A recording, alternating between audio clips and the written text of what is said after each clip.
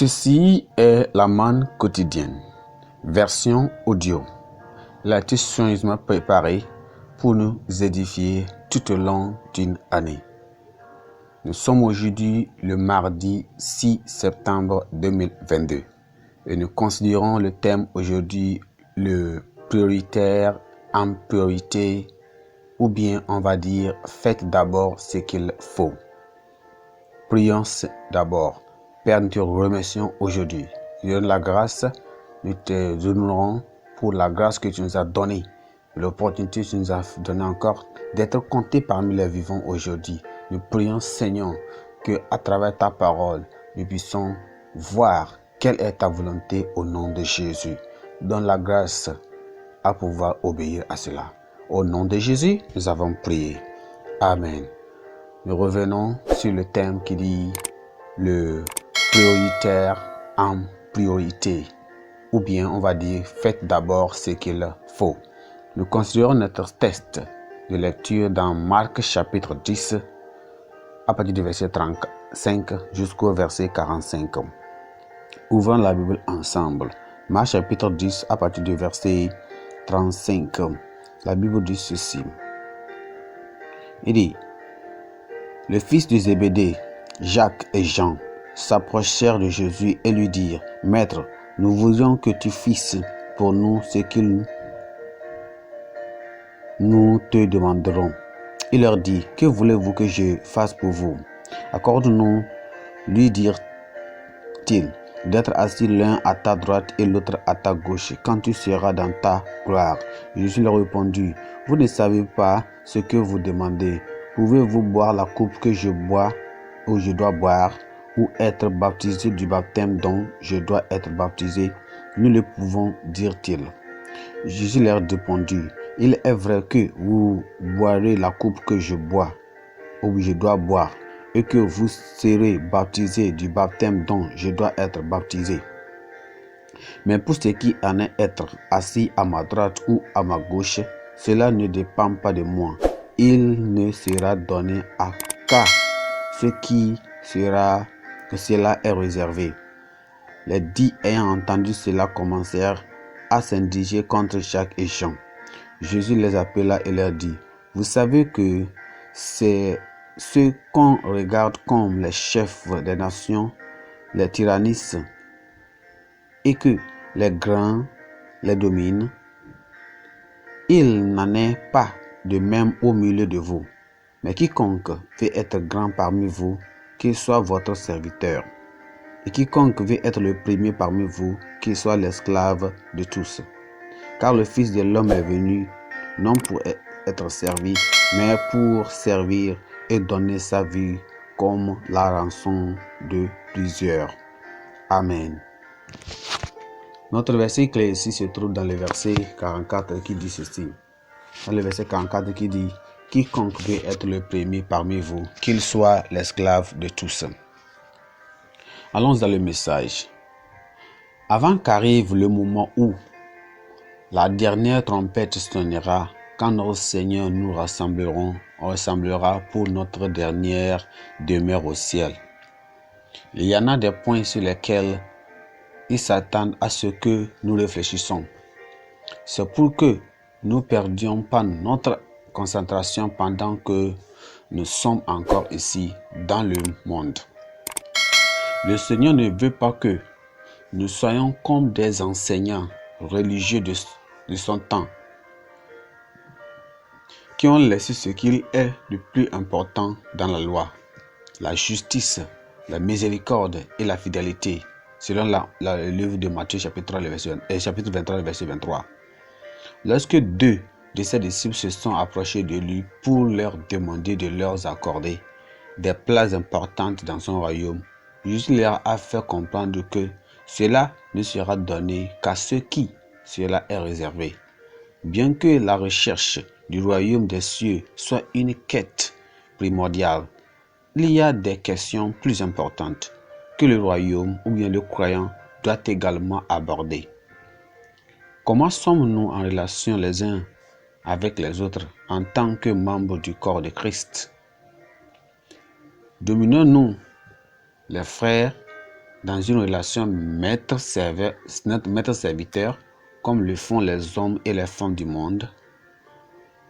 Ou sommes-nous comme le Christ, notre Seigneur, qui n'est pas venu pour être servi, mais pour servir et donner sa vie comme rançon de plusieurs? Le véritable croyant assoiffé de paradis est invité à vivre ou à mener une vie de service désintéressée envers les autres.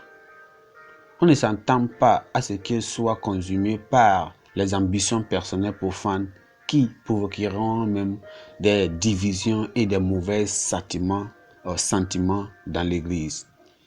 Pendant que nous évangélisons et attendons sa venue, le Seigneur ne veut pas que nous vivions dans l'acrimonie déclenchée parmi les luttes pour le pouvoir.